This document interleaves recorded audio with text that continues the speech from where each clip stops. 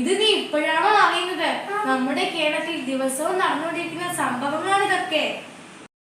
മൃഗങ്ങൾ കാട്ടിലല്ലേ ജീവിക്കുന്നത്, പിന്നെ എന്തിനാ നാട്ടിൽ ഇറങ്ങുന്നത്? ഇതിന് കാരണം നമ്മുടെ ജനസംഖ്യാ വർധനവ് മൂലം വനനശീകരണം, അവരുടെ ആവാസ വ്യവസ്ഥയുടെ നഷ്ടം, പിന്നെ നഗരവൽക്കരണം, ഇതൊക്കെ കൊണ്ടാണ്. വീട്ടിലെ അപ്പൂപ്പനൊക്കെ വളരെ വിഷമത്തിലാണ്.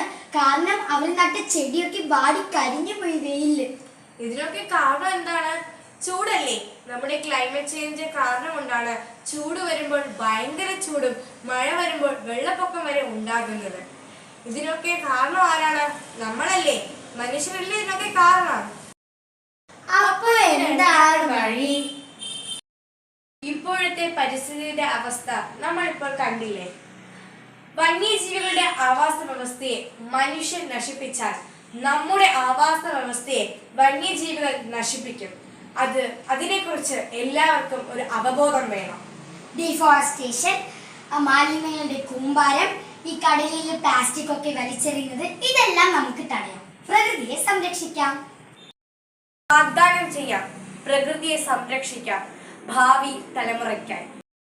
നമ്മുടെ നാട്, നമ്മുടെ ഭാവി.